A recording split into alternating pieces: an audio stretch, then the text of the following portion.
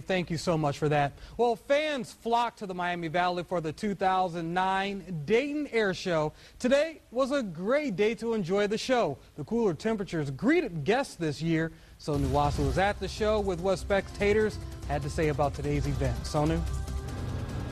Well, Kenan, there's definitely a slight chill in the air here. This is a very cool day for mid-July, but all of the spectators we spoke to say this weather did not put a damper on their 2009 air show experience, and that's because there's definitely a lot to focus on here besides the weather. You can see the U.S. Thunderbird planes parked right behind me there on the grassy field. That was one of the highlights of this year's show. Now, we spoke to some pilots who did say they had to modify their flight plan to accommodate these cloudy skies. It was hard to notice the cloudy sky when the rumble and thundering of the world's most elite planes were center stage. The crowds were bundled up. We saw blankets in July and sleeping bags in the middle of an airfield. I'm very cold. I thought it was going to be a lot warmer. And they were whipping out the umbrellas. These people were kind enough to share their umbrella. It's not ours. So you didn't come prepared? No, we didn't. But with gravity-defying daredevil stunts above, the crowds did not seem to mind or even notice that some of the air shows had been modified. The Brazilian Smoke Squadron wowed crowds here for the third time in 30 years. We caught up with Major ALOISIS SANTOS after the safe landing and asked him how the weather affected their aerobatic show. He explained they come prepared with two types of shows, one for good weather, the other for days like today. Today, because of the ceiling was not too high, we had to perform our bad weather display, but the good weather is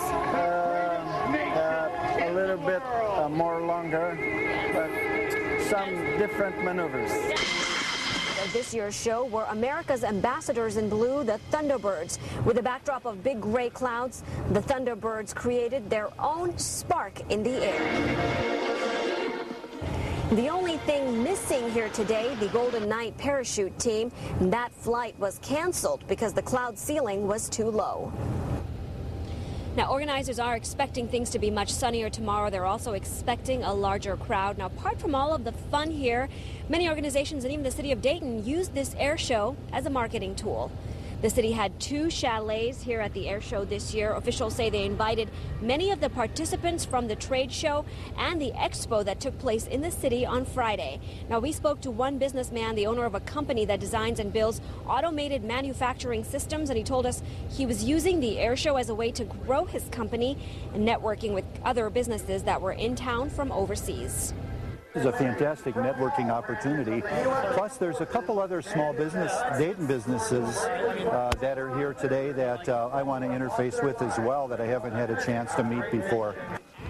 Also busy recruiting and educating the public on the air show grounds today was the United States Army in the virtual Army Experience tent. Spectators got a chance to play Army games and get into Humvee simulators to have some fun.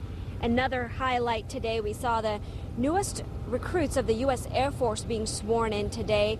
With the backdrop of these Thunderbirds behind me, they became official members of the United States Air Force. And the gates here open again at 9 o'clock tomorrow. If you missed all of that fun, you'll see the Thunderbirds, the Brazilian Smoke Squadron, and Tora Tora Tora all back here tomorrow. The show begins at 10. Live in Vandalia, Sonu Wasu, 2 News on your side. All right, Sonu, thank you. Look like